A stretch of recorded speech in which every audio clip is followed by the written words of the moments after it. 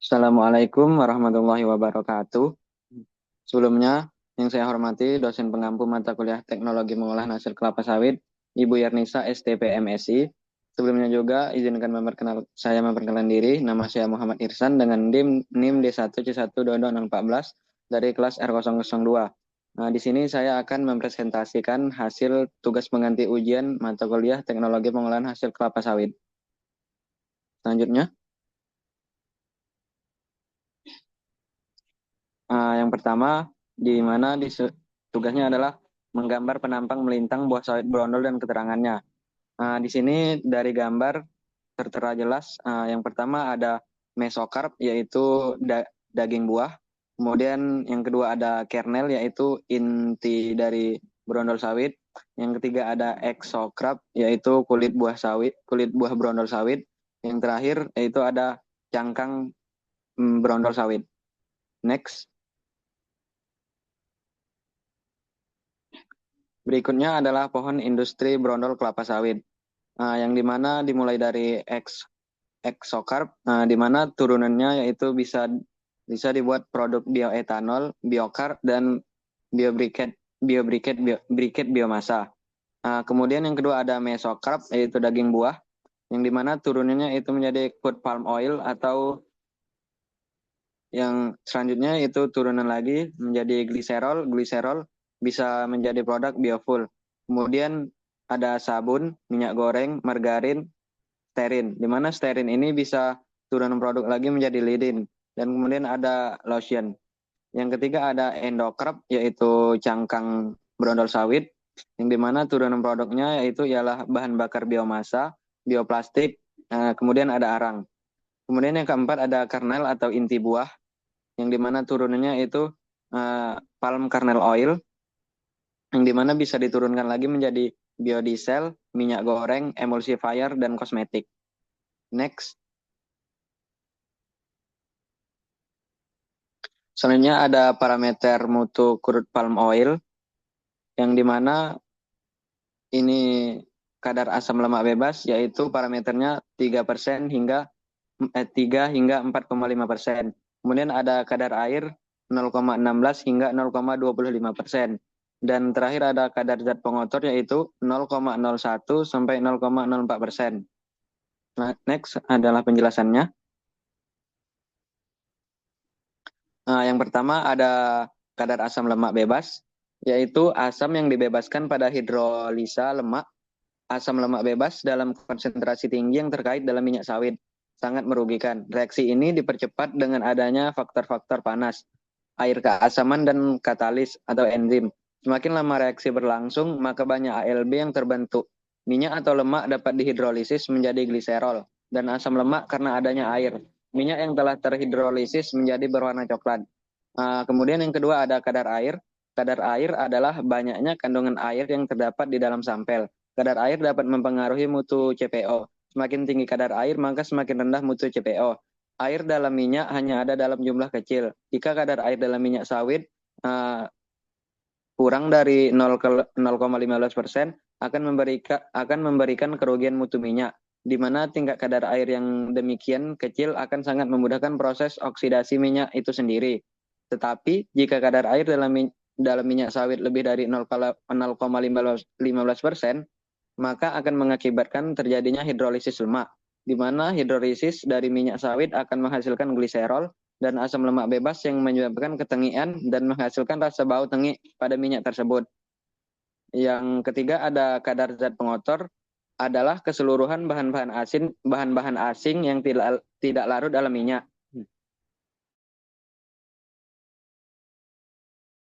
Dinyatakan sebagai persen zat pengotor terhadap minyak atau lemak. Pada umumnya, hasil minyak sawit dilakukan dalam rangkaian proses pengendapan. Dengan proses tersebut, kotoran-kotoran yang berukuran besar memang dapat disaring. Akan tetapi, kotoran-kotoran atau serabut-serabut yang berukuran kecil tidak bisa disaring. Hanya melayang-layang di dalam minyak sawit sebab berat jenisnya sama dengan minyak sawit. Next. Selanjutnya adalah hal yang harus diperhatikan untuk menghasilkan mutu minyak kelapa sawit CPO yang baik. Yang pertama yaitu saat panen. Yang pertama ada kematangan buah. yaitu pastikan buah sawit dipanen dalam kondisi matang optimal, yaitu tingkat kematangan tandan buah segar atau TBS yaitu 0 sampai 5 berondolan jatuh. Poin kedua ialah hindari memanen buah mentah atau limatur karena menghasilkan kadar minyak rendah dan kadar asam lemak bebas yang tinggi. Yang kedua ada ketepatan waktu panen. Poin pertama yaitu buah yang terlalu lama berada di pohon atau overripe juga dapat meningkatkan kadar asam lemak bebas. Kemudian yang ketiga, menggunakan alat panen yang baik, yaitu gunakan alat yang tajam dan sesuai, seperti dodos atau egrek, untuk menghindari kerusakan pada tandan. Poin kedua yaitu hindari tandan yang terkena tanah atau kotoran selama proses pemanenan. Yang keempat ada penanganan tandan di kebun, yaitu hindari melempar atau menjatuhkan tandan terlalu keras untuk mencegah kerusakan buah. Poin kedua yaitu kumpulkan tandan di tempat yang bersih dan teduh untuk meminimalkan paparan sinar matahari langsung. Next. Selanjutnya, hal yang harus diperhatikan untuk menghasilkan mutu minyak kelapa sawit CPO yang baik saat pasca panen. Yang pertama yaitu transportasi ke pabrik, yaitu pastikan waktu antara panen dan pengolahan sesingkat mungkin, yaitu idealnya kurang dari 24 jam untuk mengurangi peningkatan kadar asam lemak bebas. Poin kedua, gunakan alat angkut yang bersih dan tidak menyebabkan kerusakan pada buah. Yang kedua, penyortiran buah, yaitu pisahkan tandan buah mentah, overripe, dan buah busuk sebelum diolah. Yang kedua, buah yang busuk atau tidak layak harus dibuang untuk menjaga kualitas CPO. Poin yang ketiga yaitu pengolahan cepat. Maksudnya TBS harus segera diolah untuk menghindari fermentasi yang dapat meningkatkan kadar asam lemak bebas dan menurunkan mutu minyak. Yang keempat, kebersihan dan sterilisasi, yaitu pastikan fasilitas pabrik dan alat pengolahan steril dan bebas dari kontaminasi. Poin kedua yaitu proses sterilisasi atau perebusan yang tepat juga membantu mengurangi enzim lipase yang menyebabkan peningkatan asam lemak bebas. Yang kelima ada pemantauan suhu dan proses ekstraksi, yaitu kendalikan suhu dan tekanan selama proses ekstraksi untuk memastikan efisiensi ekstraksi minyak dan menjaga kualitasnya. Yang keenam, penyimpanan CPO, yaitu simpan CPO di tangki dan dengan suhu terkontrol untuk menghindari oksidasi dan pencemaran. Yang keduanya yaitu tangki harus tertutup rapat untuk menghindari kontaminasi dari luar. Next. Selanjutnya ini adalah diagram alir pengolahan minyak kelapa sawit yang dimulai dari penimbangan, kemudian sortasi, loading rem, sterilizer atau perebusan, kemudian masuk ke tracer, digester, ekstraksi, klarifikasi, kemudian setelah itu penyimpanan. Next. Nah, di sini adalah tahapan pengolahan minyak kelapa sawit. Nah, yang pertama yaitu jembatan timbang. Sebelum tandan buah segar dibawa ke loading rem untuk dilakukan sortasi, maka perlu ditimbang terlebih dahulu. Penimbangan dilakukan 2 kali untuk setiap truk pengangkut tandan buah segar yang masuk ke pabrik, yaitu pada saat masuk, tujuan ditimbang untuk memperoleh berat truk berisi TBS bruto, dan pada saat keluar untuk memperoleh berat truk sesudah TBS dibongkar, tara. Jadi selisih antara bruto dan tara merupakan neto. Nah, kemudian kedua ada sortasi.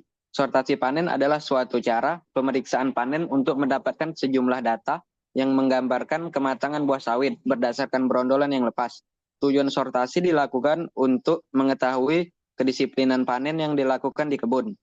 Yang ketiga ada selanjutnya loading rem. Loading rem adalah tempat penimbunan tandan buah segar dengan posisi miring serta dilengkapi sekat dan pintu yang digerakkan oleh pompa hidrolik. Kegunaan dari loading rem adalah sebagai wadah penampung atau penimbun buah sementara. Kapasitas tampungnya sebanyak 300 ton tandan buah segar yang terdiri dari 20 pintu. Pintu-pintu tersebut bertujuan untuk menurunkan buah tandan buah segar ke dalam sejumlah lori. Perebusan dengan masing-masing lori mampu menampung 2,75 hingga 3 ton tandan buah segar. Tujuan dibuat miring adalah untuk memudahkan pemasukan tandan buah segar ke dalam lori. Kemudian tahap keempat yaitu sterilizer, yaitu perebusan. Pabrik pengolahan sawit adalah bejana uap bertekanan yang berfungsi untuk merebus atau memasak tandan buah segar dengan menggunakan uap atau steam. Uap yang digunakan adalah uap 1 ratio dengan tekanan 2,83 kg per cm kuadrat dengan temperatur 135 hingga 140 derajat Celcius yang diinjeksikan dari black pressure atau vessel BPV selama 90 hingga 95 menit. Tujuan dari perebusan atau sterilizer adalah sebagai satu, memudahkan berondolan lepas dari tandan. Yang kedua, melunakkan daging buah agar mudah diproses pada digester. Yang ketiga, memenuhi enzim yang dapat merusak mutu dari minyak. Next. Yang kelima yaitu tahap freezer atau penebahan. Di stasiun penebahan ini, tandan buah segar dibanting dalam drum freezer dengan sistem putaran 23-25 rpm dengan tujuan untuk memisahkan berondolan buah masak dari tandannya dengan sistem bantingan. Kemudian tahap keenam yaitu digester atau pelumatan, yaitu untuk melumatkan berondolan sehingga daging buah terpisah dari biji. Buah sawit yang telah bersih dimasukkan ke dalam digester, di mana terjadi proses pelumatan pada suhu 90 hingga 95 derajat Celcius. Proses ini bertujuan untuk memecah sel-sel mesokarp yang mengandung minyak, memudahkan ekstraksi pada tahap selanjutnya. Kemudian tahap ketujuh yaitu ekstraksi. Masa buah yang telah dilumatkan kemudian dipres dengan tekanan tinggi untuk mengekstrak minyaknya. Proses ini menghasilkan dua produk, yaitu minyak kasar yang masih mengandung kotoran dan ampas pres yang akan diproses lebih lanjut. Kemudian tahap ke-8 ada klarifikasi, yaitu minyak kasar hasil pengempaan memasuki tahap klarifikasi, di mana kotoran dan air dipisahkan melalui proses pengendapan dan sentrifugasi. Suhu dijaga pada kisaran 90-95 derajat Celcius untuk mempertahankan efisiensi pemisahan. Yang kemudian tahap ke-9 yaitu pemurnian. Tahap akhir. Pemurnian melibatkan proses pengeringan untuk mengurangi kadar air dalam CPO hingga mencapai standar yang diinginkan, yaitu kurang dari 0,5%. Proses ini menggunakan vakum dryer untuk menghindari kerusakan minyak akibat pemanasan berlebih. Kemudian yaitu tahap penyimpanan CPO. CPO yang telah dimurnikan disimpan dalam tangki penyimpan dengan suhu terkontrol, yaitu sekitar 50 derajat Celcius. Untuk mencegah pemadatan, sistem penyimpanan dirancang dengan memperhatikan aspek preservasi kualitas dan kemudahan distribusi. Next. Nah, yang terakhir yaitu perbedaan crude palm oil dan palm kernel oil.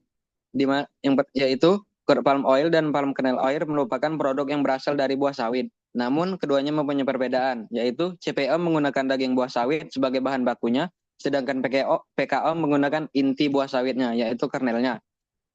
Kemudian CPO merupakan minyak kelapa sawit mentah yang dihasilkan melalui proses ekstraksi minyak dari daging buah sawit. Sedangkan PKO merupakan minyak inti sawit yang mempunyai proses olah yang berbeda dengan CPO. CPO dan PKO mempunyai perbedaan hasil dari segi tekstur dan warna. CPO mempunyai tekstur yang lebih kental dan berwarna merah. Sedangkan PKO mempunyai tekstur yang ringan dengan warna merah yang lebih muda. Tak hanya itu, CPO dan PKO juga mempunyai perbedaan produk yang dihasilkannya, yaitu CPO lebih banyak digunakan pada industri makanan, contohnya seperti minyak goreng dan margarin. Nah, sementara itu PKO lebih banyak digunakan untuk produk kosmetik dan farmasi, karena mempunyai kandungan asam laurat yang lebih tinggi. Nah, kemudian CPO dan PKO juga mempunyai komposisi yang sedikit berbeda. CPO kaya akan kandungan vitamin E, beta karoten, stearin, dan olein. Nah, sedangkan PKO tidak terlalu banyak mengandung vitamin E dan beta karoten. Namun, PKO ini mempunyai kandungan lemak jenuh yang lebih tinggi. Nah, selain itu, proses pengolahan CPO dan PKO juga mempunyai perbedaan yang jelas terlihat. Nah, di mana pengolahan CPO dimulai dari memanen buah sawit yang sudah matang, merebus buah, lalu diperas, dan hasil perasannya tersebut merupakan CPO. Nah, sedangkan PKO mempunyai proses pengolahan yang lebih panjang dibanding CPO.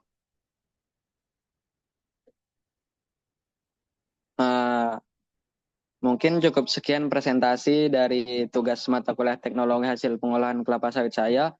Jika ada kesalahan, saya minta maaf. Saya tutup. Wabillahi taufik. Wassalamualaikum warahmatullahi wabarakatuh.